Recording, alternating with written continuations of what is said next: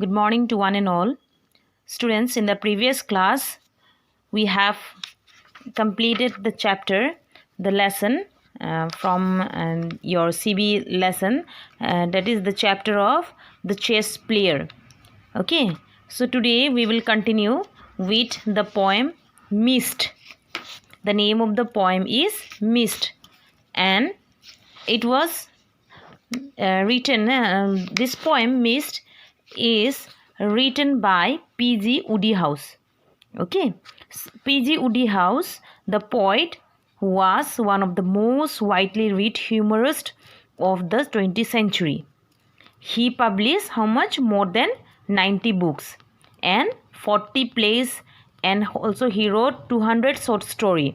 And he is remembered for a number of memorable characters, including the enduring Bertie Wooster and his gentleman's gentleman, Jeeves. Though he was born in England, Wodehouse lived and worked extensively in the United States. Okay, or not only in United States, in France. He was captured in France by the Germans in the year 1914, and he had to spend much of the Second World War imprisoned in Berlin. The plot of Wodehouse novel are complicated and planned with great care. His writing style is a unique blend of creative imaginary and playful, informal language. During his lifetime, Wodehouse was recognized as a comic genius and a master of Farsi.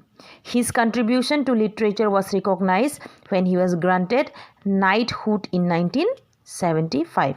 So, Wodehouse is one of the most, what type of writer? One of the most read humorist. Okay, humorist writer of the 20th century. So, he also published more than how much book? 90 books, 40 plays and 200 short story.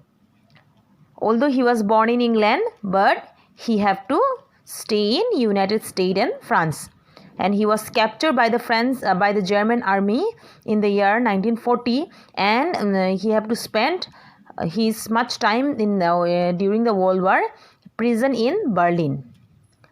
So this is the poem Mist, and one of the poem written by Wodehouse. So this poem Mist, let's see what is the poem. So let's read the poem.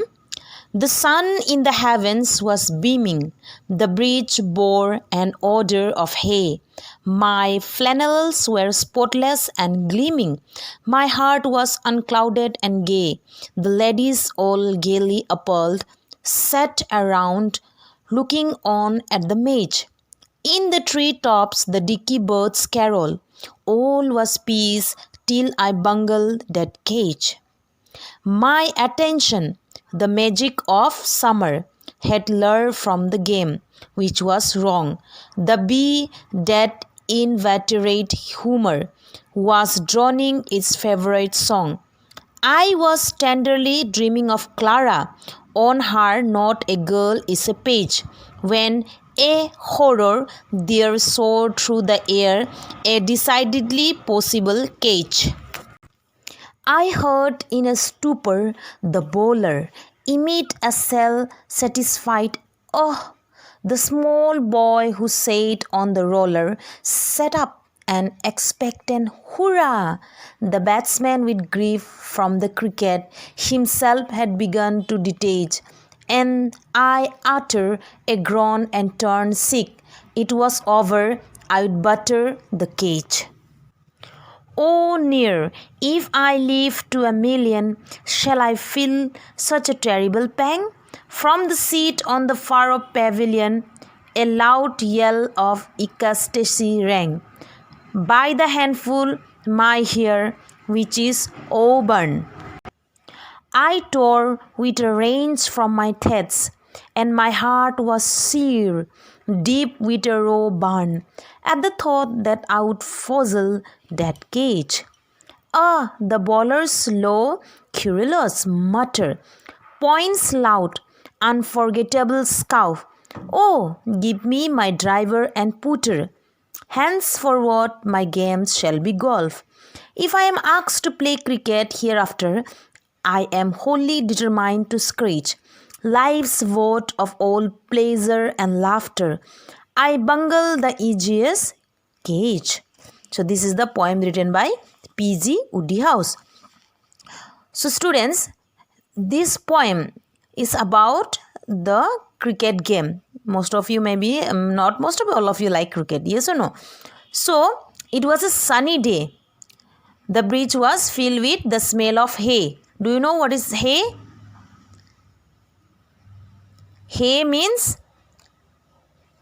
I think you have seen the paddy field now this season, yes or no? Most of the farmers, all of the farmers have cut the paddy from the field, and the smell, the paddy's hay smell, you used to feel or not the smell? So it was a harvest season. When the poem was written, it was a harvest season, and the stadium was located near some area of cultivation. Okay, so the poet was a cricketer.